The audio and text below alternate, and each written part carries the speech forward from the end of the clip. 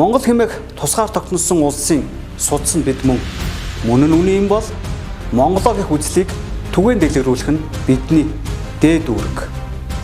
Эх орноо та нэг тодорхойлооч. Түүхээ бодсон чиг зардах газар нь юу хятад руу.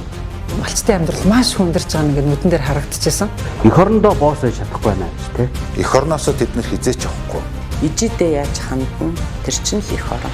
Монгол хүн араатантай зүг амьдарч байгаагүй. Шавж гэдгийг шавж болгоод ингээд нэргүү хин хийсэнд олдохгүй. Баян хүн гэдэг бол байгаль амьдаа сэтгэл болгоны баян хүн гэж байна.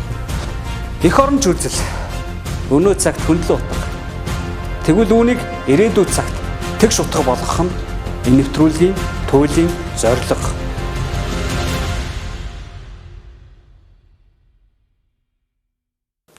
Сайн байцгаана үзэгчдээ хөндлөн утга нэвтрүүлгийн шинэ дугаарыг үзэгч та бүхэндээ хүрэхэд бэлэн боллоо.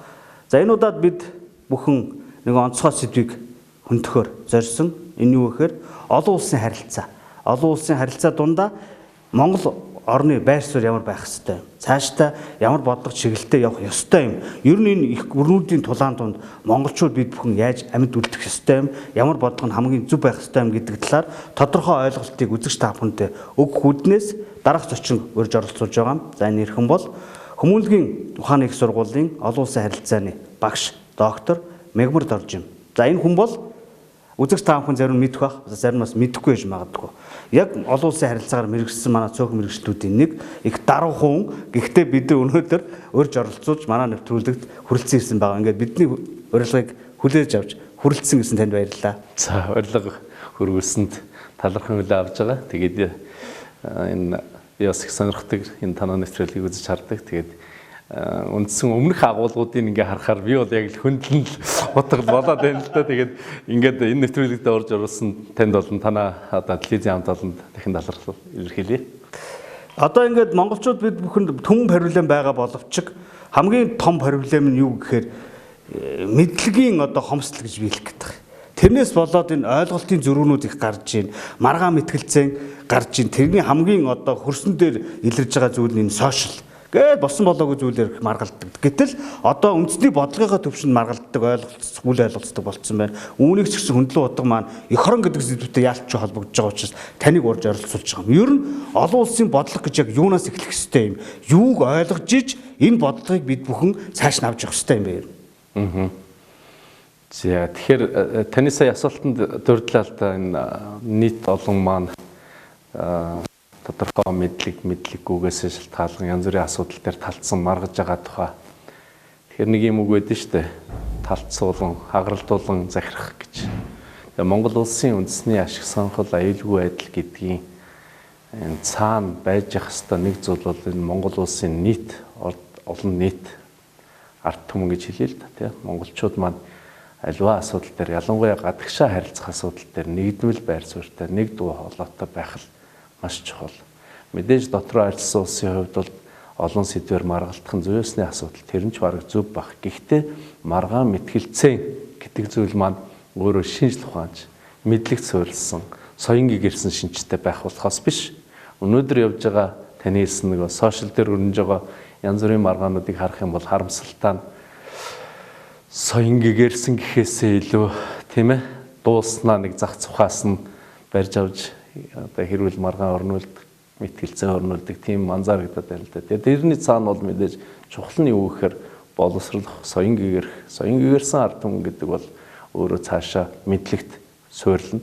Мэдлэг суурилсан бодлого гэдэг бол зөв болж эхэлнэ.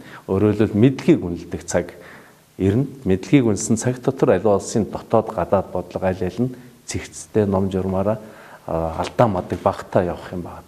Энэний хүрээнд би нэг юм бодож явдаг юм байд. Олон улсын харилцаанаас өөрөлдөө энэ дотоод манай нийгмийн толгомцсон нэг асуудал болох боловсролын системийн асуудал. Бид бол социалист нийгмийг одоо үед цагдуулж боловсрч ирсэн. Тэр үед зөвлөлт маягийн сургалтын системээр боловсроод ирсэн. Тэнд алдаанч байгаа, хоноонч байгаа. Гэхдээ ирээд он гараад боловсролын систем дээрээ бид шинжлэх гэж янз бүрийн зам юмыг хуулж оролдож үзсэн. Гэхдээ зөвлөлт маягийнхан сургалтын систем тогтолцоо нь яваад байна. Гэтэл нөгөө бодлого нийгмийн тогтолцоо маань өөр болцоод байдаг. Энэ хоёр маань хоорондоо нийцэж эвцэлдэж өгдөг нэг юм анзаарагдаад л байл та. Би өөрөө одоо их сургууль багшиж байгаа гэх. Тэгээ эндээс юу гэхээр боловсрол гэдгийг диплом гэж ойлгочоод хаана боловсролыг бакалаврын зэрэг, магистрийн зэрэг, докторийн зэрэг гэж ойлгочоод боловсрсан хүн гэдэг нь хин ихээр миний төрөний хэлээд байгаа соён гэгэрсэн хүн гэж. Соён гэгэрсэн хүн гэдэг бол мэдээж бусдад уруудахгүй өөрийн хэмжээнд өөрийнхөө бодлыг тийм ээ эргцүүлэн бодох чадвартай тэр хүмүүсийг хэлээд байгаа шүү дээ. Тэгээд манай боловсрол энийг болгож гинэ гэдэг асуудал бас нэлээд асуудал. Эндээс үүдээд манай улсын бодлого, гадаад бодлого ямар байх вэ? Ер нь сорилтууд нь юу байна вэ гэдгийг л гүн өглөөр рүү орж хөндлөн утгах хэмжээнд л ярих байх л да. Тэгээд таны асуултанд эргээд хариулахад Монгол улсын гадаад бодлогын өнөөдөр тулгамдаад байгаа хамгийн том сорилт бол энэ олон улсын харилцаанд систем гэж байдаг. Олон улсын харилцаанд тогтцсон дэг журам байдаг. Тэр өөрчлөгдөж байна. Гадаад өөрчлөгдөхийн ихээр бидний хувьд гадаад шинэ орчин, шинэ сорилтууд, шинэ бодлогын одоо чиг шугам, шинэ гадаад бодлогын чиглэлүүд, зарчмууд тодорхойлох шаардлага бий болоод байна. Тэгээ энэ дээр эрдэмтэд мэрэгд олон нийт сэтгүүл зүүн та бүхэн бас санаа оноогоо уралдуулаад ингэ явж байгаа нь маш сайшаалтай. Энэ ч ер нь сүүлийн үед их мэдэгдэж байгаа шиг байна. Тэгэхээр бид монголчуудын хувьд цаашдаа яах вэ, хэрхэн бодлого тодорхойлох вэ гэдгээ миний хамгийн түрүүнд хэлэх гээд байгаа юм. Түрүүн ингээд анзаарсан бол ер нь шинжлэх ухаанч мэдлэг суурьсан бодлогын шийдвэрүүдийг л гаргаж явах хэрэгтэй. Шинжлэх ухаанч гэхээр одоо тэр нь Монголд байхгүй шахуу болцсон гэж би үзээд байгаа. Шинжлэх ухаан байж иж улс хөгждөг гэдгийг хоёулаа таврын ярьлаа те. Тэгэхээр энэ шинжлэх ухааныг тэгвэл одоо хэдүүлээ мөрдөхийн тулд, бий болгохын тулд байгаль бахалтай мэдээж хөрсөн. Тэгтээ нөө шин шатанд гаргахын тулд хамгийн зөв гарцсан юу байх юм бэ? Та бас яг энэ чиглэлээр мэрэгшиж судалдаг хүний хувьд хэлээч.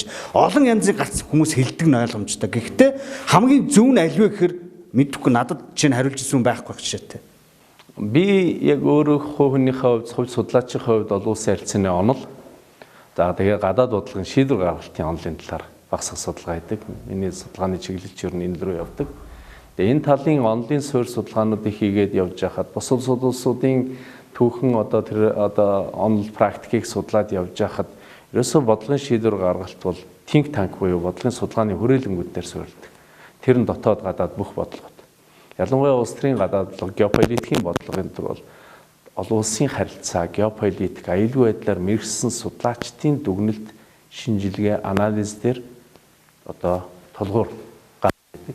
Гэтэл та хэлээ Монгол улсын шинжлэх ухааны академийн одоо төсөв мөнгө бусад өндөр хөгжилтэй гэж хэлээ л да орнуудтай харьцуулах юм бол даруй бараг 10-аас 20 дахин бага байгаа. Дотоодын нийт бүтээгдэхүүнд эзэлж байгаа их хувь хэмжээнд манай шинжлэх ухааны академийн одоо хүрээлэнгүүдийн авж байгаа хүрээлэнд ажиллаж байгаа судлаачдын цалин бөлөө бол өөрсдийнхөө амьдралыг тэтгээд аваад явах тун бэрхшээлтэй. Тэгээ тийм үед тэр судлаач яг тэрэнд анхаарлаа хандуулад бодлогын зөв зөвлөмжүүдийг боловсруулад явна гэдэг бол бас тун хэрэгэлзээтэй.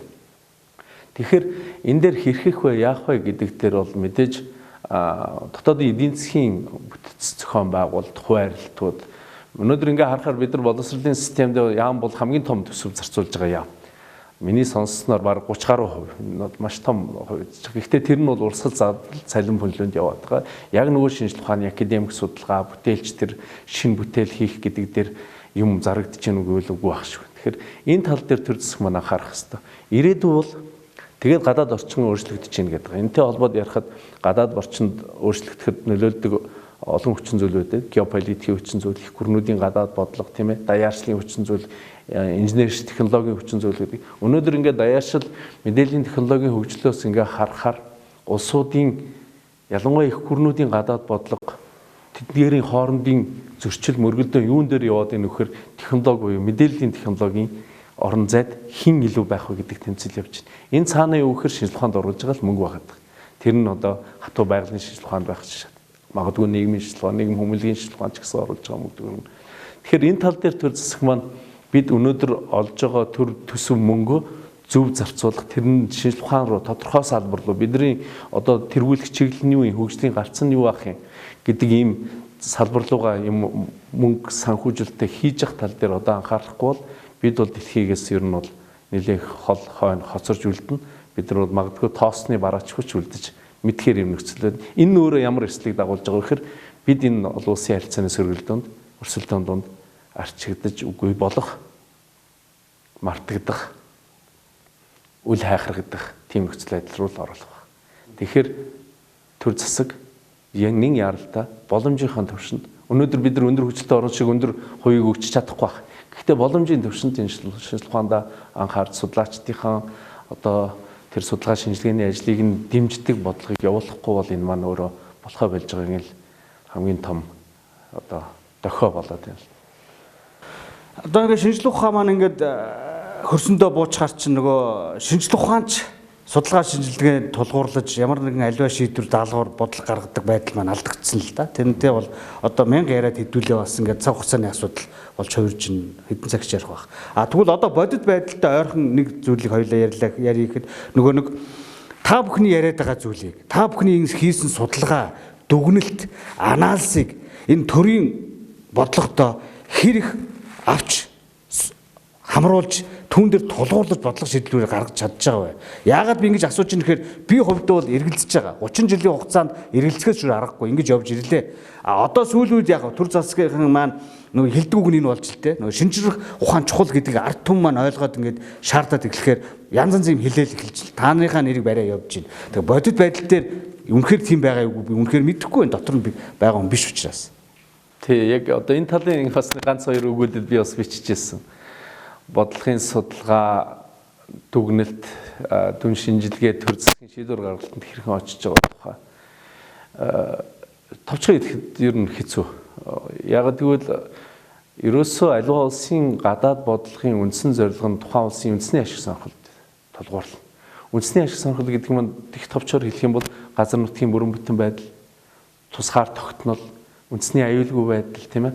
За тэгээд иргэдийнхэн сайн сайхан амьдрал, эдийн засгийн доктортой өсөлт.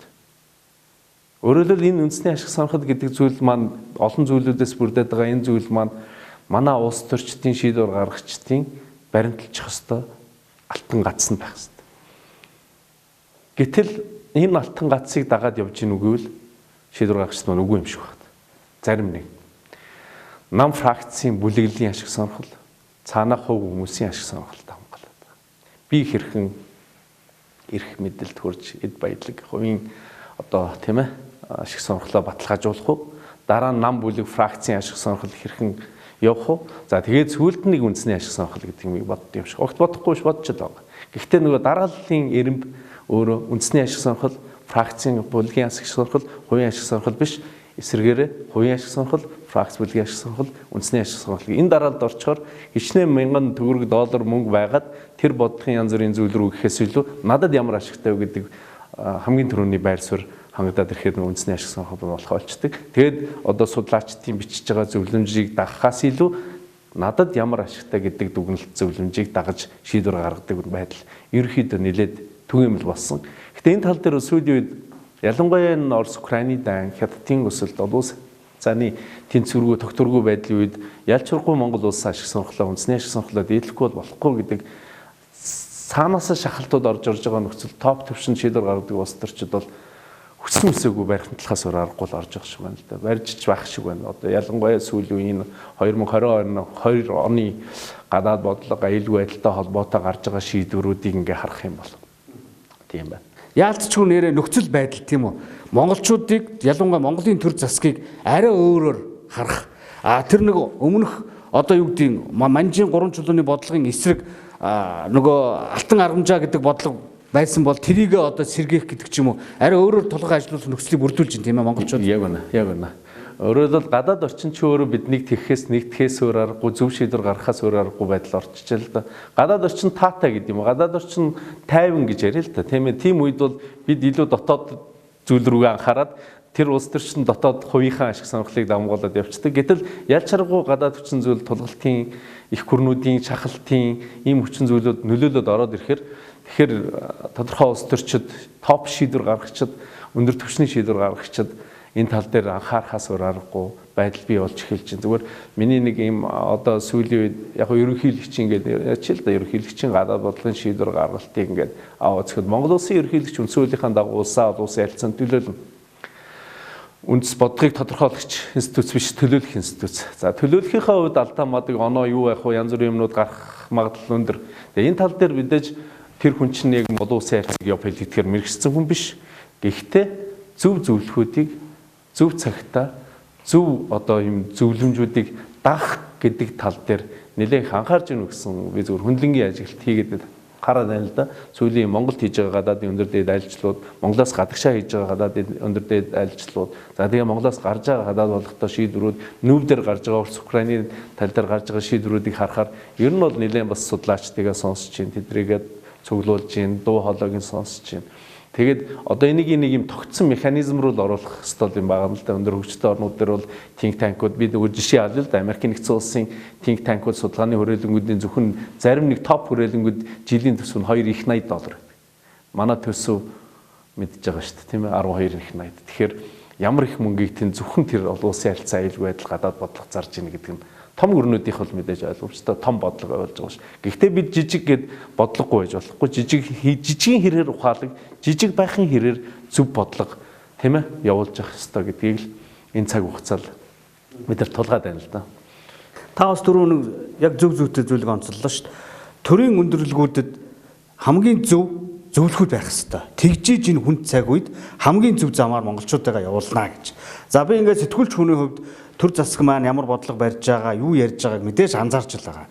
Ерөнхийлөгч маань олон улсын харилцаа, Монголынхоо энэ харилцаанд яаж монголчуудаа Монгол орноо аваад явах уу гэдэг тал дээр анхаарал хандаад байгааг мэдэрж байгаа, мэдж байна. Ерөнхий сайд засгийн газар бас анхаарж байгаа. Сэтгэл үеиг байна, бас зөв зүйтэй зүйлээ анхаарч байна. Хамгийн гол нь одоо тэгвэл дараагийн асуудал нь юу вэ? Энэ ард иргэдээ энэ нэг олон улсын харилцааны зөв бодлого гэх юм уу? Энэ анхан шатны биш юм а гэхэд 2 3 дугаар шатны зөв ойлголтыг зэгсэлж өгөх ёстой юм шиг надад санагдаад байгаа байхгүй. Одоо ингээд нэг том глобал асуудлыг ярингуудаа дотроо ёроолын төвшөнд хэрэлдэх юм биш бид чинь. Яг үнэ. Тэгэхээр түрүүн бид нар гадаад бодлого аюулгүй байдалд нөлөөлдөг гадаад хүчин зүйлүүд ярьсан тийм геополитик гадаад орнууд их хөрнүүд технологи хөгжил ажилтны хувьсгал даяарчдын хүчин зүйлүүд глобал асуудлууд байна тийм энэ COVID-19 хүртэл яаж нөлөөлж байгааг бид нар харж байна шүү дээ. А дотоод хүчин зүйл гэдэг бол бид нар өөрөө энэ манай газар зүүн байршил бидний иргэд боловсролын хэмжээ хүн амын одоо их оронч байдал тэгээд одоо юу гэдэг юм тийм ээ төр засгийн ухаалаг шийдвэр гаргалт засгийн газрын доктортой байдал энэ төргээд олон хүчин зүйлүүд дотроос таны онцолж байгаа энэ нэг олон нийт маань олон улсын харилцаа гадаад бодлогын асуудал дээр хагаралдах эндээсээ болоод ялангуяа сүүлийн үед нэг юм анзаарч байгаа зүйл бол сошиал манай гадаад бодлого буюу аюулгүй ер нь дотоод улс төрийн бодлогын шийдвэр гаргалтанд бас их нөлөөлөг болчих. Комментуудыг харж байгаад баг шийдвэр гаргаад байгаа юм гэмэрч заримдаа бодол төрөхөр бай. Тэгэхээр нөгөө олон нийт бол угаасаа шийдвэр гаргалтанд нөлөөлдөг. Тэр арчилсан улсын бүр зам ёсны үзэгдэл. Ялангуяа гадаад бодлогын шийдвэр гаргалтан дээр олон нийт нөлөөлнө мас олон нийт. Тэр үед тэднийг одоо соёнгийн гэрүүлэх, сэхэрүүлэх, зөв тал руу залах нэг талдаа гарах гэж ярил л да тийм. Одоо бодлынхаа байр суурь шийдвэр гаргалтыг олон түмэндээ ойлгуулах. Америк тэр нэг юм байдаг л да. Ерөнхийлөгч гэдэг нэг хайхтар эрх мэдэлтэй нөхөр байдаг боловч тэр ерөнхийлөгч дангаар эрх мэдэл шийдвэр гаргадаггүй. Цаана үндэсний аюулгүй байдлын зөвлөлгээд зөвлөмж гаргаж яадаг механизм байдаг. Тэрний цаана маш олон судалгааны хүрээлэнгүүд байдаг. Тэр судалгааны хүрээлэнгүүд массуудаас судалгаа авч чаддаг. Бүгд явсаргаа дээр юм иерархи буюу шатлсан зарчмаар дээр ирээд хамгийн эцсийн зөв шийдвэрийг тэр ерөнхийлөгч гаргаад явж чаддаг. Магадгүй Дональд Трамп, Жо Байден гэж хоёр өөр шийдвэр гаргаад байгаа юм шиг боловч үнэндээ гадаад бодлогын асуудлаар эдгээр бол нэгдмэл байр суурийг барьж байгаа. Үүнд хамгийн чухал зүйл нь бол Америкийн нэгдсэн улсын үндэсний ашиг сонхол гэдэг дээр л очиод нэгтчихэж байгаа.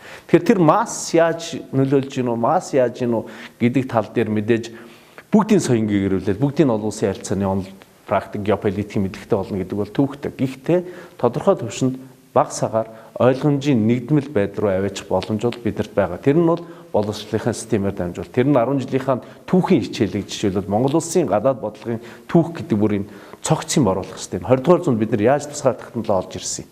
Манай Монгол улсын боловсролын систем түүхийн хичээлийн цаг цөөрсөн гэж би сонссон ерхий болсон. Монголын түүхийн цаг цөөрсөн. Тэн дотроо Монголын 20 дугаар зууны түүх яаж бидний их амар аратан шиг их гүрнүүд дундаас тусгай технологи олж авах гэдэг энэ үзэл чинь өөрөө дамаа цаашаа их орноо хайрлах, тусгаар технологи хайрлах тэр залуучдын нөгөө их оронч гэдэг үзэл төлөвшүүлэх чухал юм. Зүгээр нь хэлбэр биш. Тэрийг бүр ингээд яс маханд нь тултал нь ойлгуулж бас өгөх хэрэгтэй. Хэдийгээр бид нар арчсан улс боловч тарих угаалтыг бас зүгээр хийж явах ёстой. Тарих угаалт гэдэг нь тэр Монгол хүмүүс, Монгол залуучууд Монголоо ад үзэх биш, Монголоос дөрвөн гарах биш, Монголынхаа их орон тэр тусгаар тогтнол тэр Монгол их орон гэдэг зүйлээ яаж одоо хайрлаж явах юм. Яг гэвэл түүхээс биднэрт сургамжууд байгаа. Түүхийг мэдчихэж бид нар цаашаа явна. Өнгөрснөө мэдэхгүй бол ирээдүйн ямар хавхан тодорхойгүй. Ийм цагдаар бид нар энэ боловсролын систем, соён гэгэрүүлэх системийг бол маш сайн яран нэхэнд яриад шүү дээ. Соён гэгэрүүлэх ёстой, унших ёстой, судлах ёстой. Залуучуудыг энэ тал руу уриалах ёстой, дурлуулах ёстой болж байгаа. Та сая хоёр зүйлийг хэллээ л дээ. Нэг гайхалтай тодорхойлолт хэллээ. Хоёр дахь нь нэг тийм монголчууд ямар замаар яваад байгаа вэ гэдгийг ойлгуулах жишээ хэллээ. За тэр жишээ маань Америк нэгдсэн улсын төр засгийн бодлого шийдвэр ямар системээр гараад яаж хүрж байгаа вэ гэдгийг хэллээ шүү дээ. Тэгвэл одоо Монголтойгоо харьцуулаад үзсэн чиг байран солигдсон л байна шүү дээ.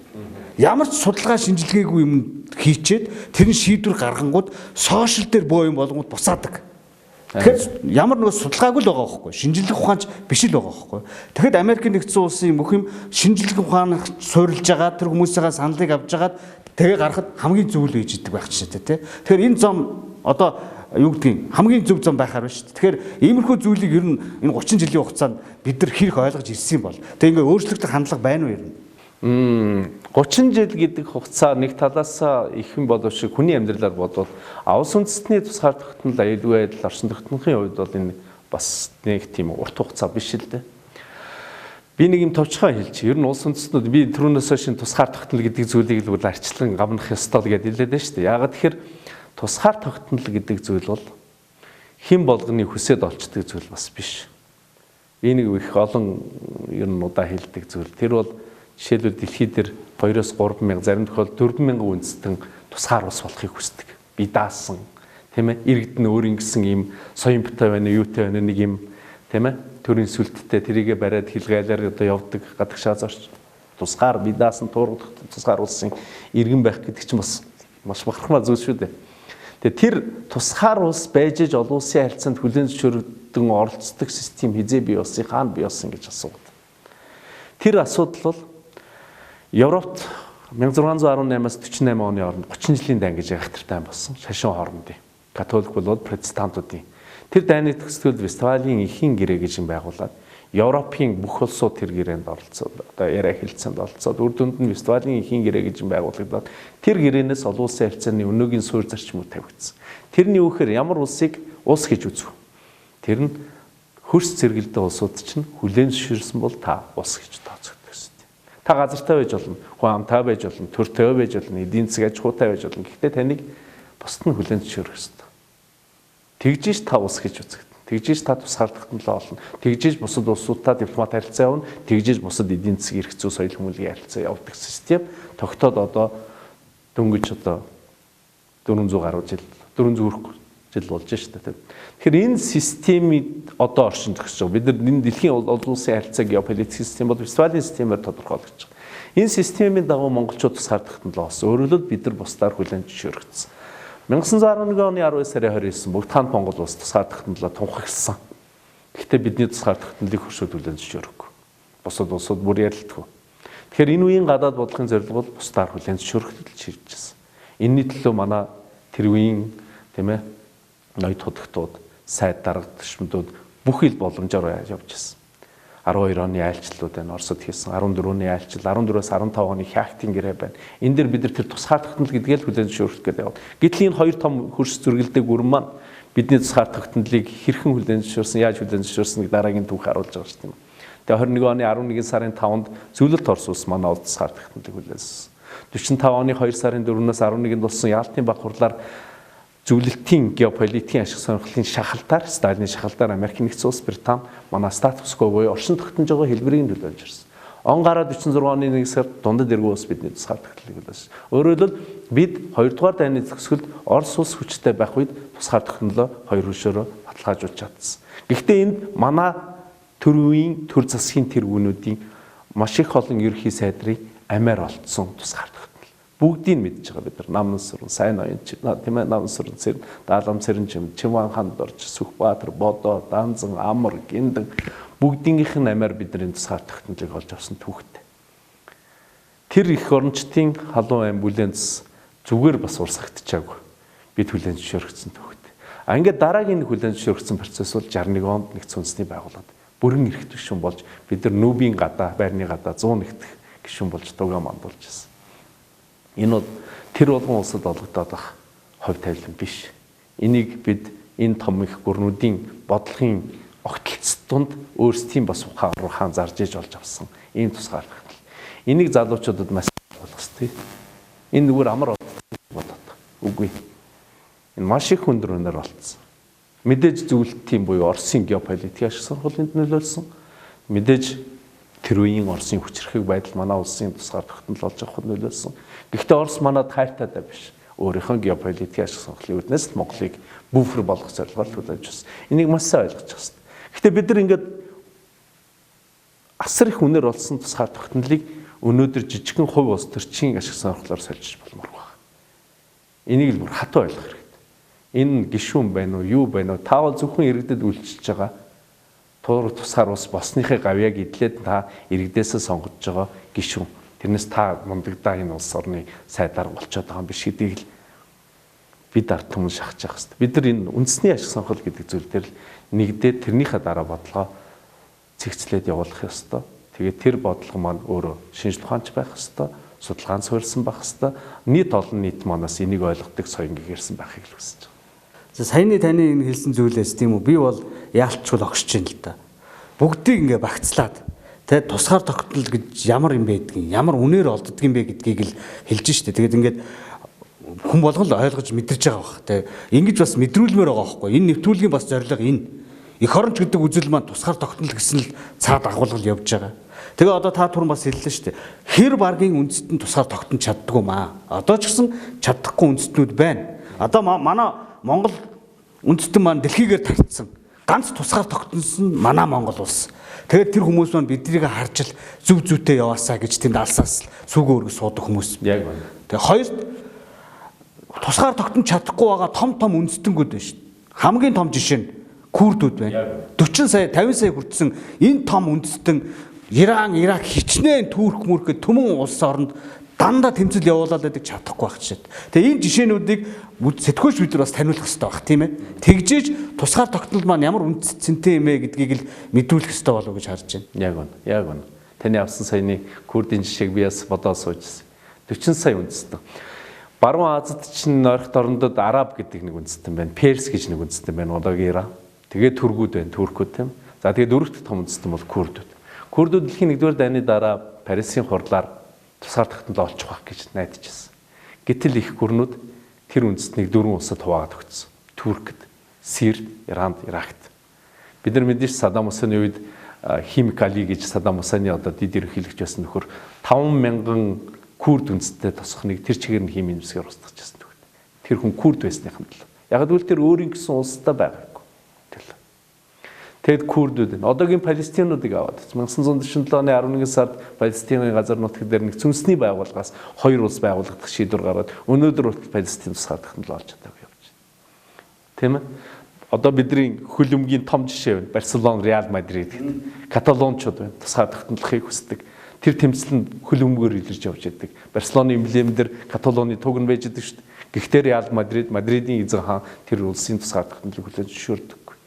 Тэгэхээр маш олон хүнтэй магадгүй эдийн засаг геополитикийн чадвартай улсууд ч тусгаар тогтнож чаддгүй жишээг бид нар дэлхийн түүхээс зөндөө харж байна. Гэтэл өнөөдөр нүүб төлөөлж зөвшөөрөгдсөн 194 улсын нэг бүрэн эрхт Монгол улс.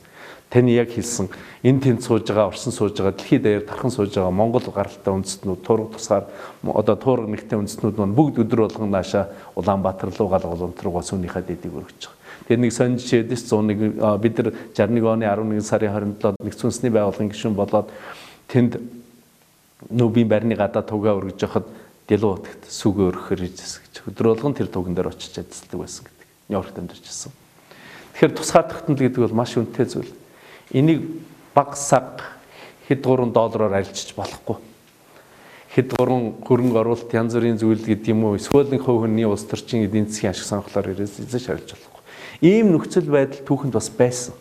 Тэр нь бид нар 19 он сүүсүүж орж ирэхэд манай төр засгийн нөхдүүд урдаас олон их хэмжээний зээл тусламж мөнгө төгрөг авч улсаа тусгаар тогтнолоо хадган дээр тавиад өгсөн түүхэн жишээ байгаа. Өнөөдөр ч гэсэн бас тийм юм анзаарэгдчихлаа. бид энэ тусгаар тогтнол гэдэг зүйлийг хэдэн доллар мөнгөөр бас сольж болохгүй маа. Өнөөдөр магадгүй зовж иж болно. Бид нар 30 жил яарад л юм.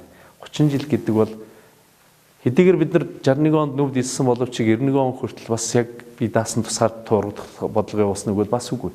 Хойд хөршийн маань асар хүчтэй бодлого бидэрт нөлөөлж ирсэн. Энэ хүрээнд бид нар онсон юмнууд байгаа. Алдсан зүйлүүд их байгаа. Гэхдээ 91 онд бид социалист систем задарч унаад 92 оны 1 сарын 13-нд цоо шин үндсүүлээ батлаад хүмүүнлэг альцсан нийгмийг байгуулна гэх тийм ээ. Өөрө биедан эзэн мэдэн толгоо мэдж бодлогоо татаад бодлогоо шийдвэр гаргадаг эрх мэдлээ олж аваад ингээд 30 жил явж байгаа. Энд мэдээж гадаад дотоод хүчин зүйлүүд зөндөө нөлөөлж байгаа. Сайн явахгүй байх, сайтар болохгүй байх. Гэхдээ ухраад байгаа юм бол биш. Би бол энийг бол урагшилж байгаа процесс гэж хардаг. Мэдээж зарим сайшаалтай зүйл байна, зарим одоо саараар үнэлэх зүйл байна, ухарж байгаа зүйлч байна, урагшилж байгаа зүйлч байна. Ерөнхий утгаараа бол урагшилж байгаа, урагшаа явж байгаа. 30 жил дээр бид олсон зүйл маш их бий. Олон жишээнүүдийг хэлж болно л доо.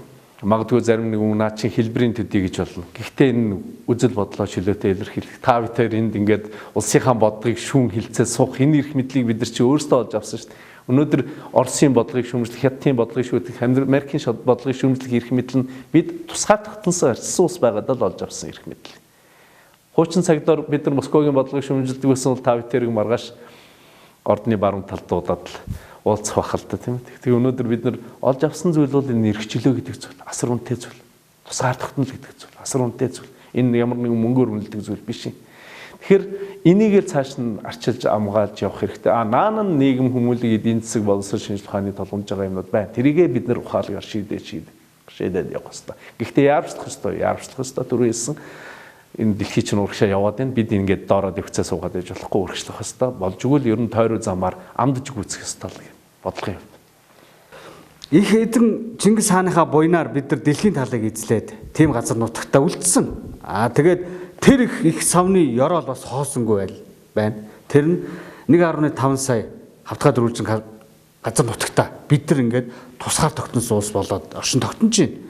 Тэгээд дээрэс нь одоо энэ дэлхийн үндэстнүүд яаж юунаас болоод ингээд зөрчилдөөд дайн тулаандаа хүрээд байна гэдээ харахаар төгөөмөл хідэн ойлголтууд бас байна. Жишээ нь үндэстэн хоорондын тулаан, өрсөлд юу тэмцэл, тэр шашин хоорондын тэмцэл, тэр хилийн маргаан гэдэг ийм юмнууд байгаад байгаа. Гэтэл төр засгийн энэ хуучин цагийн мондөг ухаантнууд нь мэдээж байсан байж таараа болоод энэ том одоо дэлхийг хэд хуваагаад байгаа, үндэстнүүдийг хэд хуваагаад байгаа параллелс бид нар ангид байж чадчихэ. Үүнээс хойш энэ асуудлыг цаашаа бас өсмөгөргөл байх жишээтэй тий. Өшөө баяжуулаад авч явах хэрэгтэй баг. Үүний тулд ер нь ямар жишээ байдаг юм бол барууны ч юм уу соёлтой орнуудын ийм сайхан үлгэр дуурайл болсон энэ сайхан бодлогоо цаашаа баяжуулмаар л байгаа байхгүй. Миний санаагаар бол. Тий яг үнэн. Бид одоо дэлхийн баг ямар ч улсад байхгүй тийм хилийн маргаанг бол улс шүү дээ. 60-аад онд хоёр хөрштэйгөө бүх асуудлаа шийдвэрлээд эцэлсэн тийм ээ. Хятад улс чинь одоо чинь Монголоос бус 10 хэдэн хөрштэйгөө бүгднтэй хилийн маргаантай газар мөргийн маргаан тий. Тэгэхээр хилийн маргаан алга, үндэстэн хоорондын зөрчил алга, шашин хоорондын зөрчил айхтар юм бол алга байна. Тийм ээ. Бид бол зүгээр нэг юм аяг тавг тогоо шанаанд нэг хэрүүл хийцгээ гэдэг шүү дээ. Үнэндээ зүгээр нэг хийх юмгүй болохоор тийм хэрүүл хийж идэг юм шиг баг заримдаа санагддаг. Тэгэхээр тэгээд дээр нь хэллээ Чингис хааны маань үлдээсэн их өв энэ газар нутаг энэ түүх маш их том түүх. Дэлхийн түүхэнд миний авах дуртай жишээлдээ нэг олон улсын харилцаанд их гүрэн гэдэг ойлголт байдаг. Хэд их гүрэн гэж ойлголт байдаг. Пакс буюу их тайван тогтоож ирдэг томоохон гүрнүүд тоотоо цөөхөн байдаг. Тэрний нөрөг нь бол Монгол үндэст. Ромын эзэнт гүрэн байна. 13 дугаар зууны Монгол эзэнт гүрэн, 19 дугаар зууны Британий эзэнт гүрэн. Би бол энэ гурыг дэлхийн топ 3 түүхэнд байсан гүрэн. Гэхдээ энэ гурав дотроос маш богино цаг хугацаанд 60 хүрэхгүй жилийн дотор Евразийг дамсан том эзэнт гүрнийг байгуулж чадсан гавьяал зөвхөн Чингис хаан тогтно. Тийм учраас тэр хүний байгуулсан төр улс тэр хүний үр хүүхдүүдийн бий болгосон улсууд өнөөдөр дэлхий дээр бас бодлого тодорхойлол явж байгаа. Алтай ордын улс Орос, Юан гүрэн, Хувилааны, Хятад, ийшээ цагаатай хөлөөгөөгийн улсууд, Иран, Ирак, Төв Азийн, Баруун Азийн улсууд бүгд монголчуудын одоо буйнаар тий үр дүнд тэдний бодлогын үр дүнд бий болсон улс. Бид бол эдний дүү мөн биш. Бид харин эдгэрийн бол хашилтан дотор хэлээ л да ах нь. Бодлогыг нь бий болгож улсыг нь түүхнүүж бий болгосон гавьяатай бас. Ийм агуу түүхтэй дээр нь нүүдлийн асар мундаг философи бүхий соёл иргэншилт соёлтой ийм ус дэлхийн хаанаас ч олоодаг үйл олдохгүй. Хаанаас ч олдохгүй. Тэгээд төр барих ухаан. Тэр нүүдлийн соёл иргэншлийг суурмал соёл иргэншилтэд хослуулсан ухаан. Тэр нүүдлийн соёл иргэншлийг цааш нь аваад үлгийдэд аваад ирсэн манай энэ малч ухаан гэж хэлж байгаа. Би эхлээд нөгөө боловсролыг шүүмжлээд байгаа бакалавр, магистр, доктортой байдаггүй гэж. Боловсрол бол Монголын хөдөө нутагт нэг Монгол гэрт нэг буур сахалтай үгэн дотор л байж байгаа. Монголын боловсрол гэдэг бол боловсралсан хүн гэдэг бол амьдрал ухаарсан хүн байдаг. Тэр хүний тэр ертөнц буюу Монголоо багтаасан сэтгэл зүй бол тэр нь л Монголын боловсрол байх ёстой. Тэгэхээр бид бол энэ их агуу түүхтэй, энэ их мундаг соёлтой, энэ их ухаантай үг дээдстэй. Дээр нь өшөө Төв Азийн цэвэр усны хагалбар, дээр нь энэ Төв Азийн бүх салхины огтлолцол, асар их юм байгаль цагуурын гоё нөхцөл байдалд мэдээж эрсдэл суур амьсгалтай. Эрсдэл суур амьсгалыг зарим нэг дэлхийн судлаачид, хүн судлаачид бол хүнд бол эерэг нөлөө үзүүлдэг гэж үздэг. Физикийн болоод оюун ухааны тал дээр. Тэгэхээр бид маш их юм өгөгдөлтөд ардсан. Дээр нь өшөө тусгаар технологи авдсан.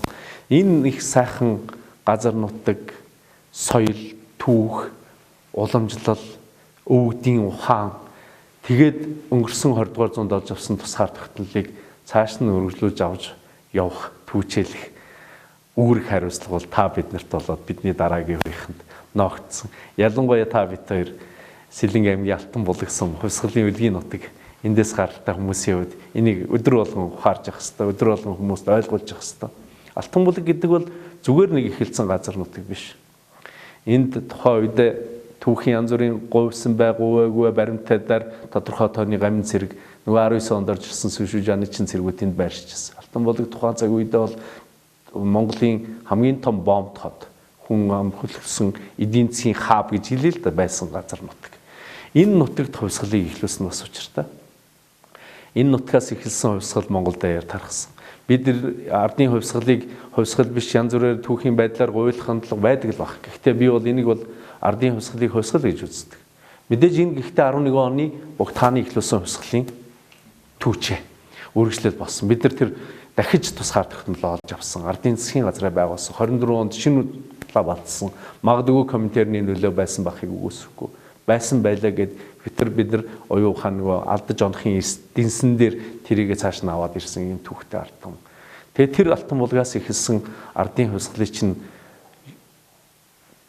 одоо бодлого нь түүчэлж явсаар байгаад Яалтын багвар төлөнд ширэгдэ 61 онд нөвд гишүүнчил болоод 91 онд 92 онд шинэ үндэс хурлаа батлаад ингээд явж байгаа л улс үндэстэн шүү дээ. Та битэж гэсэн тэр нутгаас тийм ээ өсөж торнсон ийм хүмүүсийн хувьд энийг бүр маш сайн ойлгож явах ёстой хүмүүсийн нэг зүйлсээр тооцогдно. Миний бодож явдаг ариулан хамнах ёстой. Магадгүй бид нар нөгөө социалист нийгмийн үед нүдний цэцгийн мэт хайрлан хамгаалах харин одоо тийм ээ зүйл нөгөө социалист өмч гэж цээжилжсэн бол бидний хувьд өнөөдөр нүдний цэцгийн мэт хайрлан хамгаалах зүйл бол энэ үндэсний ашиг сонирхол аюулгүй байдал тусгаардаг Монгол улсын гэдэг юм. Алтан булг гэснээс бас те нэг нутгийн хүмүүсийн хувьд хоёрт яалтчгүй тийм нутаг төрж өссөн хүмүүс чинь эх оронч үзэлтэй болдго юм байна. Тэгж тэр нутаг хүмүүжүүлдэг юм байна. Тэгээ та түрүү хэллээ шүү дээ. Эдийн засгийн бараг хааб гэсэн үгэ гэж. Яг үнэн. Би бол тэгж бас санал нэг байгаа байхгүй. Түүх судлалын хааб нь одоо яалтчгүй алтан булг мөн байгаа байхгүй. Тэнд тэгээ нэг дөрвөлжин сүмийнхэн оронд нэг юм зүгээр хан усгацсан байх жишээтэй. Би бас харамсалтай боддог л да. Монголын хамгийн том одоо археологийн төв газар байх газар нь баг тэрийгээ ингээд бүрэн дүүрэн судлаад уг нь явбал маш их зүйл одоо ингээд Шингис хааны музейдүүд өөр байгуулж байгаа музейд нь хэрэгтэй маш их олдохоор байхгүй. Одоо бид нар мэдэн ш баг насаа дурсахад гарнат олддог байлаа 12 оны. Тэгээд дэлбэлхгээ бид нар шиддэг л байлаа. Зоосууд олддог байлаа. Юу эс олддог байлаа бар гектар тийм ээ. Тий яг үнэн. Тэгээд түрүүн би нэг хэлээд байгаа юм бол энэ монголчуудын түүх гэдэг зүйл бол бидний тэр нөгөө нэг арчилж өнгөлж явах хэвээр том утгаараа Монголын үндэсний ашиг сонирхол гэдгийг чинь нэг хэсэг. Тэр түүхээ ерөөсөө болцож болохгүй. Түүхээ байнга сэргээж нэг зовлонтой зүйл нь зүгээр энэ би түүхч хүн биш учраас магадгүй буруу үнэлгээ хийж магадгүй. Бид нүүдэлчин үндэсний учраас бичгийн суурьшмал соёл иргэн шиг бичгийн болон эдийн одоо түүхэн архив баримтууд их ховор л доо. Мэдээж таны хэлж байгаа тэр археологийн салбарын бусад түүхийн салбарын энэ тал ажиллаж байгаа, маш их хичээл ажиллаж байгаа. Тэгээд нөгөө түүхчд долгодог мөнгө санхүү нь ямар байх вэ гэдгийг бас л хийцүү. Тэгээд энэ түүх гэдэг зүйл алтан булгтай холбоод ингээд ярихад алтан булгийн одоо хөрсөнд орвол асар их түүхийн хэдүүлгий баялаг ба. Хөрсөн дээр нь ч байж байгаа. Тэнд чинь Оросын консулын байшин энэ төргээл одоо баг бидний хүүхэд багт байсан нурцсан хэвсэрэл байсан тэр нураастаа л миний санаа зовж байгаа юм зүйл манай шинжилгээ академийн түүхийн хөрөлөнд байдаг Эрдэнэт доктор бол яг энэ тал дээр бас л байнга анхаарлаа хандуулж явж байдаг. Энэ асуудлыг хөндөж идэг. Ийшээ хөрөнгө оруулаад алтан булгийн тэр түүхийн хуучин банкны байр байна тийм ээ. Олон сүүл сонсохны тэр шивро одоо нөгөө юуны үйлдвэрийн балгас байсан тэрийг хүртэл нураагаад сурахтай байсан. Тэгэхээр бид нар түүх рүүгээ хизээч нурааж харвадж тийм ээ устгах болохгүй. Түүхийг улам л яах ёстой, сэргээх ёстой. Тэгэхгүй бол манай түүх гадны түүх болж хувирна. Одоо өнөөдөр Казахстан ч гэдэм үү, Турк ч гэдэм үү шинжилгээний актив мөнгө их авдаг, судалгааг хийдэг улсууд Монголын түүхийг өөрөөр рүүгээ хамаатуулах, хавсруулах тийм явдлага бол их яваад байна шүү дээ. Тэгэхээр бид бол төр засгаасаа энэ түүх судлалын салбарт асар их хэмжээний хөрөнгө оруулж хийж энийг Монгол судлалын дэлхийн төвийг энд бий болгож Монголын түүхийг дахиж ухаж энэ чинь хорвоод хосгүй том түүхийн эдүүлгийн одоо бүх зүйлүүд энэ хөрсөн доор болоод энэ гадаадын архивд байж шүү дээ. Тэрийг чинь судлаач бол мөнгө санхүү байж зарж их юм. Тэрнээс одоо зүгээр ингээд энэ тэнд явж байгаад л бодоод олоод бичдэг юм биш. Түүхэл баримтан суурилдаг судалгаа учраас тэрийг л бас л нөгөө төр засаг манай харах хандуулах ёстой зүйл дээ. Таны тэр саний ярьдаг нөгөө түүхэн хамгаалах гэдэг зүйл дээр би бас санал нэгтэй байдаг. 10 хэдэн жил бараг л 20 жил би энэ Монголын түүх гадныханд алдагдд дууслаа. Гадныхан Монголын түүхийг өөрсдийнхөөрөө бичдэг боллоо гэдэг зүйлийг би нийтлэл нэвтрүүлэг олон удаа биччихсэн, цаашдаач бичнэ. Тэгээ энд анхаарж байгаа нэг ховор. Юунд би маш хэмзгэлдэг. Та түрүүн бас хэллээ шүү дээ. Бид нар ахар нэмаа, ахнар нэмаа гэдэг. Тэг айгуу гоё гаргалаа хэлж байгаа байхгүй юу? Яг тийм л байхгүй юу? Хятадын түүхийг аваад үтсэн чиг Хятад яг Юан гүрний үеэс хойш л нэгдсэн шүү дээ. Тэгээд одоо тэр улс бий болсон байх жишээтэй. Оросууд те одоо одоогийн Оросын холбооны улс Алтан ордын үед Бутархаа байсан Орос улс нэгдсэн байх жишээтэй. Тэгэхээр бид нар ахна.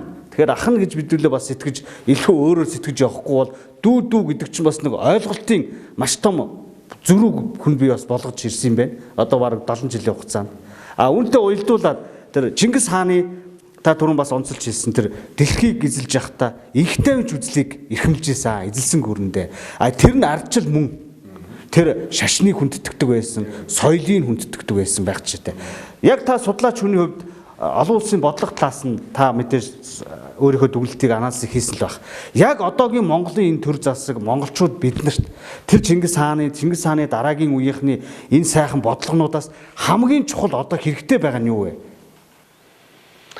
Харьцуулахад төвхтэй яг гэвэл тэр үед бид чинь хит их гүрэн байсан. Явуулдаг бодлого нь бас нэг өөр, арга механизм нь өөр. Өнөөдөр бид нар хилчилт олон улсын харьцааны онлын үүднээс жижиг улс болчихж байна. Гэхдээ газар зүүн байршил гэж нэг юм байна. Halford Mackinder гэж Британий зүрхэн газрын онлыг томьёолагч Британий геополитикч байдаг л да. Тэр бол энэ зүрхэн газрыг хян тэр дэлхийг хян гэдэг нэг юм гаргалгаа гаргасан байдیں۔ Тэр нь газар зүүн байршил их чухал гэсэн санаа. Тэгээ тэр хүний нэг дүгнэлт байдаг л да. Ингээд өнгөрсөн 2000 жилийн туршид Төв Азиас дэлхийг захирж байсан. Тэр нь хүннүүчүүд, тэр нь 13 дугаар зууны монголчууд. Бидний энэ газар зүүн байршил өөрөө дэлхийг хянах, Евразийг хянах хамгийн том байршил байсан. Тэр үед дэлхийн худалдаа торгоны замаар хийгдчихсэн. Тэр үед дэлхийн худалдаа хуурай замаар хийгдчихсэн. Тэр үед цэрэг арим бол морин цэрэг арим давмгай байсан. Тэр үед мэдээллийн технологи бол өртөө байсан. Энийг хэн хянжсэн бол монголчууд хянжсэн. Торгоны замыг цэрэг хүчтэй аримтай мэдээллийн технологиг буюу өртөөг. Ийм учраас Монгол бол Евразийг дамсан хасар хүчтэй гүрэн байгуулсан. Өнөөдөр Америк нэгдсэн улс их гүрнэл гэж байна. Америк нэгдсэн улс тэнгисийн худалдаа, тэнгисийн цэрэг, мэдээллийн технологи ургыг л хатгаж байгаа. Ингэснээр л яж. Тэгэхээр бидний хувьд өнөөдөр дэлхийн худалдаа бодлого хуурай замаас тэнгис далаад дамгаалаа. Тэнгисийн худалдаа өнөөдөр дэлхийн худалдааны 80% явж байгаа л да. Торгоны зам маань үгүй болж. За тэгээд мэдээллийн технологи бол морин өртөө биш. цахим одоо тийм ээ интернет технологи суурилсан байна. Цэрэг арин бол одоо ингээд харахаар хуурай замын цэрэг танк бус мэдээлэл технологи шингэсэн дронууд тэгээд тэнгисийн цэргүүд агарын замын одоо тийм ээ хүчин их чухал болоод байна. Тэгэхээр тэр үедээ ингээд харьцуулаад бид тэр үеийн бодлогоос юуг нь авах вэ гэд таны саяны асуулт бодогшруулж байна л да. Бид юуг нь аваад өнөөдөр Монголоо дахин хөл дээр нь босгох боломжтой вэ гэдэг ингээд бодохоор бидний хувьд Чингис хааныг айхтар хүчрэхэг агуу удирдагч байсан хэмээн дүгнэдэг. Гэхдээ яг таны анзаарснаар Чингис хаан бол арчилсан үзэлтэй хүн байсан. Гэдгийн том жишээ нь бол Чингис хааны 9 өрлөгтөж жилсэн Өнчүүгийн шестэр. Өөрөөр хэлбэл тэр хүн бол ард түмнээ сонсож доороос бодлогын шийдвэрийг 9 өрлөгтөөгөө хилцэж зөв буруугийн тунгаажиж за дээр нь мэдээж одоо бас тэнгэр зайрантайгаа зөвшөлдсөж шийдвэр гаргадаг гэсэн. Шийдвэрийг дан ганцаараа орондоо бодож байгаад гаргацдаггүй байсан хүн баг. Тэгэхээр тэр сайн муу алдаа оноог тунгааж тэр хийсвэрлж оюун ухаандаа тунгааж шийдвэр гаргадаг тэр зүйлийг өнөөдөр бид нар манай өнөө үеийн удирдагчид заавал авах ёстой. Мэдээж Чингис хааныг би зүгээр боддгийн хувьдаа байлдыгээл байлдаад байгааг баг. Тэр чинь орондоо орох завдалгүй олзолтон тулдаг үе шүү дээ. Маш хэцүү үе тийм. Гэрээсээ хүссэн зүйл бол нэг их тайвныг л хүссэн юм шиг байна. Дайн байлдаангүй. Тэр дайн байлдаангүйг тогтоохын тулд бүгдийг нь хэрэгшээлдэл оруулах бодлого явсан.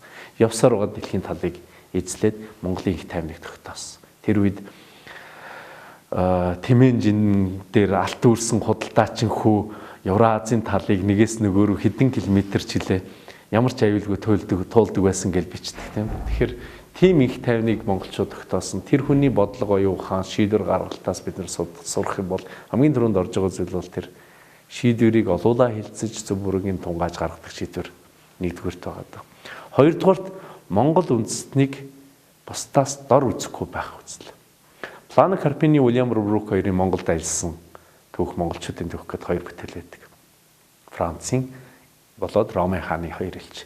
Тэр хүмүүсийн монголчуудын талаар хийсэн дүгнэлт бол монголчууд өөрсдийгөө дэлхийн нэг номерын үндэстэн гэж үздэг, бусад үндэстнийг дорд үздэг гэж. Магадгүй зөвхөн үнсэрхийг сонсож иж магадгүй. Гэхдээ бид өнөөдөр нэг юм бодох юм бол бид нар харийн юмыг их хүнэлдэг болчихж өөрсдийнхөө оюун ухаан түүх боломжлыг жоохон хоёрдугаарт үздэг болчих. Тэгвэл бид нар тэндээс юу авах ёстой гэвэл бид өөрсдөө чадвартай мундаг үндэстэн. Биднэрт түүх нь байна. Төр барьж ирсэн ухааных нь туршлах нь байна. Тийм ээ? Явуулж ирсэн бодлого шийдвэрүүд нь байна. Тэрийгэ ухаад тэгээд энэ байгалийн баялаг нь байна. Тийм ээ? Энэ мал аж ахуй нь байна. Бүх зүйл нь байна. Хин нэгнээс асуулгүй өөрийн гэсэн зөв гэсэн бодож байгаа үзэж байгаа дотроо хэдүүлээ хилцэж хагаад хамгийн зөв шийдвэрээ гаргаад ингээд явах. Тэгээд мэдээж үнсэрхийг замаар Монгол үндэстэн хөх толботоо дэлхийн номер бусд нь бол доор гэж үзэхгүй. Ихтэй нэг жоохон үндэсний үзэлтэй Монгол гэдэг тэр зүйлийг юм болгоны гаднаас заалах биш. Бид өөрсдөө бас өөрсдийнхөө түүхээс юм ном сургаалаа ухаж аваад шийдвэр гаргадаг. Энэ хоёр зүйлийг л онцлмоор байна да. За яста гайхалтай тодорхойлт хэллээ. Би хаанаас ч уншиж ирсэнгүү, хинч надад бас хэлж ирсэнгүү. Магадгүй өөр газар хүн амьтан ямар нэгэн ном тохиол бичсэн байхыг үгүйсэхгүй. Тэгэхдээ би яг чихээрээ сонссон хүн тайван байлаа сонсгосон. Монголчуудыгаа дорд үзэхгүй байхыг үзэлгдэг чинь. Заавал үндэсрэг байх албагүй шүү дээ. Энд чинь айгүй өргөн ойлголт байхгүй. Ядаж ажилд авахтаа тэр хүнийгээ Монгол хүмүүнийгээ авъя, тэрийгээ хүндэтгдэг бай гэдэг ч юм уу, гадаад очиод Монголыгоо хүндэтгдэг бай гэж яриул айгүй олон байгаа байхгүй. Тэг бүгд ингээ багслаа үзэхээр яалтчгүй бид нэг нэгээ дорд үзчихэл явж ирсэн байгаа байхгүй. Соёлооч дорд үзсэн, тэ уламжлаач дорд үзсэн, соёл кино миногоос дорд үзсэн байх ч. Тэгэхээр таны энэ гоё тодорхойлолттой би бол санал нэг байна. Би ингээл бодоод байдаг байсан зүйлийг та ганцхан 2 3 хүүгээр тодорхойлоо хэлчихлээ. Тэгээд бас яг энэ нөгөө миний хүсдэг юм бас энэ байхгүй. Юм мэддэг энэ сайхан хүмүүсээс юм би ч гэсэн толгоогоо сэнгэлээд авчихсан. Тэгээд энэ нэвтрүүлгээрээ дамжуулж иргэддээ бас нэг сайхан мэдээлэл мэдлэг өгч гинсэн гэдэг. Энэ сайхан тодорхойлолтыг хэлж өглөө. Одоо яг энэ цаг мөчид түүний тухайд нэг бас ойлголтыг авмаар байна. Зөөлөн бодлого гэдэг зүйл одоо дэлхий дээр явж ирэн л та. Одоо тэр дайн байлдаан бол 2 3 дугаар асуудал байдаг болчих. Тэгэхээр зөөлөн бодлого гэж яг юу хэлээд байгаа таваа товчхон тодорхойлооч.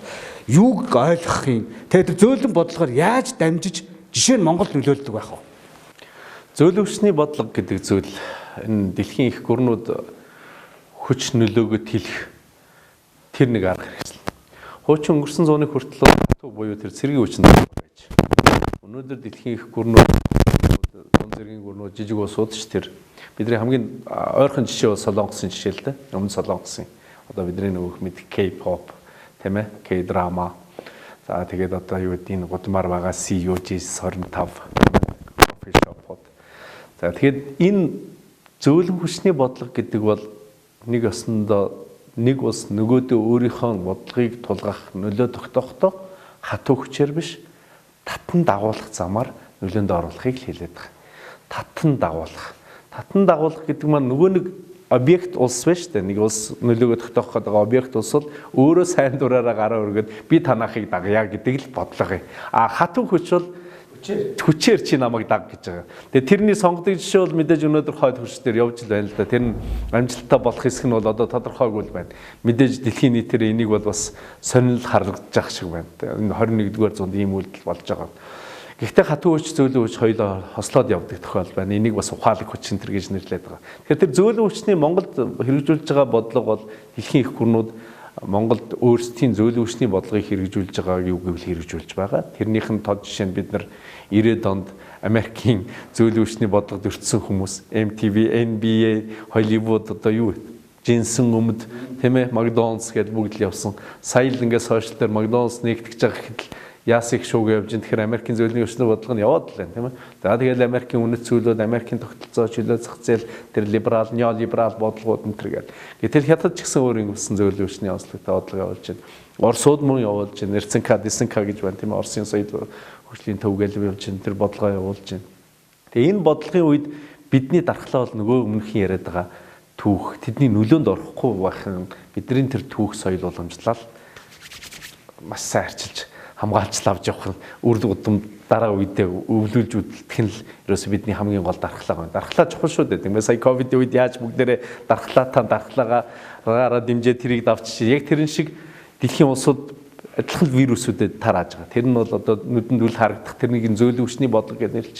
Тэр бодлого дээр бид нар өөрийн улс үндэстнээ тусгай тогтнолоо нөлөөнд орохгүй байх бодлого нь бол бидний дархлаа, түүх, соёл, уламжлал, Монгол хэл, зам заншил, Монгол хүн байгаа. Тэгээд энэ нэг имийг л их сайн арчилж хамгаалж авч явах. Гэхдээ мэдээж хөгжлийн галт тэрэг улсаа явж байгаа тэрийг бид нар нүүдэлчин болоод үлдчих гээгүй. Тэр хөгжлийн онцлогийг нь Япон руугаа адил. Япончууд өөрсдийн үндэсний онцлогоо аваад гэхдээ тэр дэлхийн аж үйлдвэрийн хувьсгалын үр дүнг өөрсдөө хүртээд явж байгаа юм үстэн шүү дээ. Японы соёлын том элемент бол сум өвхийг бид нар одоо 2 сар татамл нэг харж байна. Тэгэхээр энэ үндэснийхээ соёл уламжлалыг тэр дэлхийн хөгжлийн зүй тогтол технологитой нийцүүлээд авахд явах ухаан монголчуудад байгаа гэдэгт бол би итгэж явдаг. Тэрийг нь манай залуучууд хийх бах. Тэгэд энэ геополитикийн зөөлөн хүчний бодлогын нөлөөнд геополитик, геостратеги, геоэкономик, геокалчер гэсэн бодлого дээр миний зүгээр сүүлийн үед нэг юм бодоод ярих дуртай болсон сэдэв бол геотехнологи буюу бид эдийн засаг цэрэг стратегиуд хэцүү. Гэхдээ манай залуучууд юунд их гайхамшигтай байна гэхээр математик, физик суурьтай IT мэдээллийн технологи дээр бол захиур хагарах боломж нь байна. Энийг төр зэсэг жоохон дэмжиж өгчих юм бол бид нар энэ дэлхийн технологийн дайнд, технологийн өрсөлдөөнд, метаверс буюу тэр дараагийн өрсөлдөөнд бол монгол залуучууд бол бэлтгэгдсэн, бэлтгэдэж байгаа, бэлтгэгдэж болно. Энэ тохиолдолд геотехнологи буюу дэлхийн томоохон өрсөлдөөнд орох боломж монголчуудад байгаа гэж хардаг та. Одоо гой мэдээлэл өглөө те. Залуучууд маань ийм гой болоод явж байгаад сэтгүүлч миний хувьд бас үеиг байна шүү дээ. Ийм сайхан мэдээллүүдээс өдөр болгон сонсохыг бас хүсдэг. Одоо ингээд төгсгөлийнхөө хоёр дахь асуултыг тавьчих л да. Юу гэхээр дэлхийд худалдааны дайварнж байна. Урд хөршид ковидын хориг байна. Хилэн хаалттай. Хойд хөршид дайн тулаан хийж гин гэдэг ингээд дэлхийн том гүрнүүд нөлөө бүхэн хүмүүс ингээд ямар нэгэн байдлаар зөрчилтөө үүсээд тэгээд үүнээсээ холбоотойгоор дэлхийн эзэн засаг хямраад эхэлсэн. Тэгээ энэ тохиолдолд монголчууд бид төрийн бодлого нь гэх юм уу бид ер нь ямар байх хэвтэй. Одоо ингээд байр байдлыг харахаар их л савлсан хүмүүс байх шиг. Одоо ингээд бусад орны мундаг жишээг харахаар Швейцар, Швед, Скандинавын орнууд гэхээр нейтрал байгаад болоод ах юм. Ямар нь байвал бидэрт уг нь ашигтай байх хэвтэй тийм ээ. Хоёр гүрэн тавьчуулагдсан орн шүү дээ. Яг үнэ. Одоо энэ л хамгийн том толгоцоо асуудал болчиход энэ Монгол улсын гадаад бодлого аюулгүй байдлын том гадаад сорилт болчиход байна. Дотоод сорилтын хоёлоо нэлээд ярьчлаа. Боловсрлоо, түүхээ, соёлоо аваад явах хэвээр, төр засгийн удирдагч ашиг сонирхлын ирэмбэд авах хэвээр гэдэг. Энэ бол дотоод хүчин зүйл. Энийг янзлаад явах нь бидний асуудал. Одоо гадаад хүчин зүйлүүд энэ тэрийг бид нар зохицуулах боломжгүй. Тэр гадаадаас ирж байгаа. Тэрнийг сүрсэн бодлогоо бид нар зохицуулах харин боломжтой. Тэрийг яаж хийх вэ зүгээр энэ миний хувь судлаачийн л бодлого. Бид бол өнгөрсөн 20 дугаар зууны түүхийг сайтруулах ёстой гэдээ би ингээ байнга яриад байгаа. Тэр түүхийг ингээд үзэхээр хоёр хөрш маань бодлогоо тулгаж ирсэн. Тэгэл аль нэг нь дагсан түүхт 60-аад оноос бид нэр зөвлөлд хятадын харилцаа муудаал соёлын өвсгөл гараад хоёр тал бүр Дамаскын арал дээр дайдах хүртлээр тулдж явах үед бид зөвлөлтийг дагаа явсан. Тэгээд зөвлөлтийг дагснараа манад зөвлөлтийн цэргүүд байршаад явсан. Тэр үед зөвлөлтийн бүхий л бодлого айрам 1966 онд зөвлөлтийн айрам Монголд байршаал 67 оноос эхний анги дивизиуд орж ирээд байршаад ирсэн. Энэ үед бид нар тэр Москвагийн бодлого шийдвэрийг дагахаас өөр аргагүй. Нөгөө нэг тусгаар байдал ашиг сонирхол үндэсний үзэл мүзэл байхгүй шүү дээ. Чойнмыг мэднэ шүү дээ тийм ээ. Чингис хаанаа магтан дуусныхаа төлөө шорон суужсэн шүү дээ. Энэ бол өөрөө Оросын бодлого, их гүрнийг явуулсан бодлого. Өнөөдөр бид яах ёстой вэ гэхээр түүхэд автмааргүй. Аль нэг хоёрыг нь дагахгүй. Гэхдээ мэдээж газар зүүн байршид бид нар газар аваад нүгээд явах боломжгүй учраас энэ хоёртойгоо зөвшөлдсөлж тэгш бидний гадаадлагын гадаадлагын үзэл баримтлал дээр чинь гадаадлагын тэргүүлэх чиглэл нь хөрвчтэйгээ тэнцвэртэй харилцсан гэж заасан байна. Гэхдээ түүх боломжлоо харуулсан гэдэг. Тэгэхээр тэр тэнцвэртэй харилцааг энд бий болгохын тулд 3 дахь хөрш буюу 3 дахь хүчний бодлогыг Монголд бий болгох хэрэгтэй. Энэ хоёр том гүрэн чинь дэлхийн хоёр том гүрэн байж шít. Монголд ашиг сонирхол нь идэрж байгаа, явагдаж байгаа.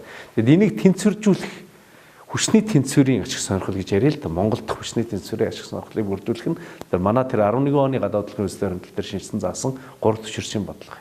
Тэрийг бид нар тэр Чимбан хаанд орж намын сөрөнгө үйдэж явуулж ийж тийм ээ болохоос нь болохгүйг нь хүртэл бид нар ярьдэн шүү дээ нөгөө Санкт-Петербургт Оросд очсон 12 оны намнаас Санохийн намсрын Европ хувьд сүмсэд Франц, Германы элчин сайдын яамыг давах гэж оролдож исэн өөрийнхөө тусгаар тогтнолыг хүлээн зөвшөөрөх гэж ийшээ Японоор хүлээн зөвшөөрөх гэж бодлого явуулжсэн. Бид нар энэ хоёр хөршөөс давах гэсэн хачлал давсан бодлого явуулж ирсэн уламжлалтаа тэр нь зүгээр бүтсэн бүтээгүй нэг түүхтэй 20-д онд бол гадаадлагын шийдвэр гаргалтыг ингэж заасан бидний тэргүүлэх чиглэл хамгийн их өндөр боловсралтай улстай харилцана гэд Герман хамгийн их одоо бичиг үсэг тайлагдсан гэд тэгээд 24-5 онд нөгөө нацагд орж намдаг тэргүүтэнгүүд чинь Герман Францад боловсролохоор явсан. Даанч харамсалтай нь 29 онд Оросын коминтерний бодлогоор бид нар зөвхөн Оростой харилцдаг болсноо. Тэгэхээр энэ түүхийг давтахгүй тул бид нар тэр 3 дахь хөршийн бодлого одоо боломж байгаа дээр нь улам цааш нь аваад явах хэрэгтэй. Тэр 3 дахь хөрш гэдэг нь зөвхөн тэр Америк, Япон, Европын өндөр хөгжилтэй улсууд биш. Дээр нь олон улсын байгууллагууд, томоохон корпорациуд, ёс зүйтэй корпорациудыг Монголд оруулж ирэх, тэдний ашиг сонирхлыг энд бий болгох, уул уурхайн салбар, өөр юу гэдгийг бусад салбаруудаа хөгжүүлэх. Ингэснээр тэр том энэ хоёртой ч тэнцвэрч хэмжээний том гүрнүүд энд ашиг сонирхлоо бэлдүүлснээр манайхыг хин нэгэнд нь алдахыг аль аль нь хүсэхгүй. Тэгэхээр энд ашиг сонирхлын тэнцвэрийг бид нар ухаалаг дипломат ажиллагааны үндсэн дээр л явуулах ёстой. Энийгээд хэдүүлээ нэг талдаа гараад явж байгаа. Тэгээд ер нь болчихно гэж энэ зүгээр миний хувийн бодол шүү. Би бас байр суурь нэг байна. Төр засаг маань бас сүүлийн 30 жилийн хугацаанд энийг бас бариад тэгээд тодорхой бас нэг амжилтыг олоод яваад байгаа таслах гэж байгаа. Өшөө энийг л одоо цаашаа бэхжүүлэх хэрэгтэй. Та ингээд нэвтрүүлэг маань сайхан ярилцлагаар тэ сайхан мэдээллээр сайхан мэдлэг анааз донд өндөрлж байна. Үүнтэй тулгуурлаад нэг асуултыг асуух гал байна л да. Одоо хаалтын асуулт. Эх орныхоо тухай ойлоо бас сайхан зүйлийг ярьж таарах ёстой угаасаа. Тэр нь юу? Та түрүүн бас тодорхойлоо хэлсэн. Газар нутгийнхаа онцлогийг айгүй гоё тодорхойллоо шүү дээ. Дэлхийн хамгийн цэнгэг, ариун усны сулбар газарт бид нар байгаа юм байна. Тэгээд салхины хамгийн цэвэр агаар дунд, урсгал дунд нь эхэнд нь байгаа юм байна. Гэт ингээд аюугаа хилчлээ л дээ. Тэгээд дээрэс нь энэ нөгөө нэг дөрвөн улирлын онцлогийг хилчлээ. Би бол тэгэж өстө бодож байгаагүй. Нэрээ эн чинь байгаль те ингэж цэвэрлээд, ариутгаад тэгээд дээрэс нь байгалийнхаа онцлогийг дагаад монголчууд бидний чинь эрүүл мэнд ч гэсэн ингээд сайхан сэргэж байгаа нөхцөл байх нь шүү дээ. Энэ дөрвөн улирал. Тэгээ ийм миний харж үзээгүй өнцгөөс их тайлбарласан чинь нэрээ энэ одоо үйл цагийг ингээ хүрээд ирсэн чинь нэрээ бас гоё цаг юм шиг надад мэдрэгдэж байна. Нөгөө ер нь Монгол хүн би бол жишээлбэл хүүтрээд ирэхээр нэг юм жавхаажаа чангараад ирдэ штэ. Яг нэг юм хоёрын оронд нэг юм ингээд нэг юм уйлгансан намрын нэг сүүл сарлуу нэг юм вирусүүд ихсээд ирэх үед хурдан хүүтрээсэ гэж боддоо яваад. Тэр нэг хас 20 даваад 30 хүрээд ирэхээр чинь ер нь чангараад нэг нойрон байдаггүй болоод. Тэгэд энэ их товчхон хэл энэ би ч бас хэлээд байгаа юм шиг. Фридрих Рассел гэж Германы геополитикийн судлаач, дэлхийн судлаач, хүн судлаач энэ эрсдэл суур амьсгал хүмүүст сайн нөлөө үзүүлдэг гэдэг дүгнэлтийг 19-р зууны сүүлд хийгээд энэ геополитикийн шинжилгээ үүссэн бас ихтэй. Тэрний үгээр энэ эрсдэл суур амьсгалтай хүмүүсийн дасан зохицох чадвар маш өндөр. Тийм ээ? Энэ чинь тэгээд асуудал шийдвэрлэх чадвар маш өндөр, гинт байнга сэрэг болдог байх нь шүү дээ. Тэгээд биеийн чадвар бас өндөр, оюуны чадвар маш өндөр. Тэгэхээр IQ гэдэг юм уу юу гэдэг тэр тал дээр бол бид нар монголчууд өндөр. Зүгээр гол асуудал нь бидний нөгөө нэг EQ буюу нүүдэлчин хэлбэрийн амьдралаас сууршаад ирэхээр нөгөө бие биетэйгээ дасан зохицох гэдэг дээр л нэг жоохон цаг хугацаа шаардах юм шиг байна.